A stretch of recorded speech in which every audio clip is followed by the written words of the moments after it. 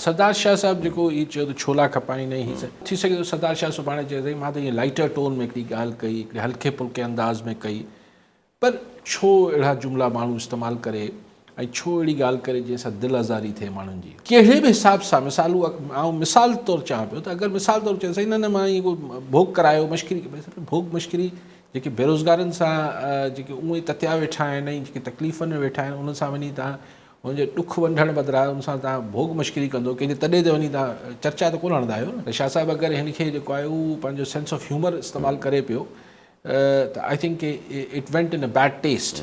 जुमलनि खे माण्हू जी चॉइस ऐं सिलेक्शन ठीकु हुजणु खपे।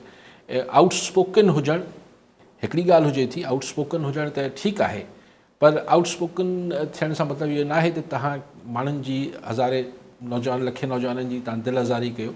आई थिंक इनखे न करणु खपे। I agree with mister सीलरो।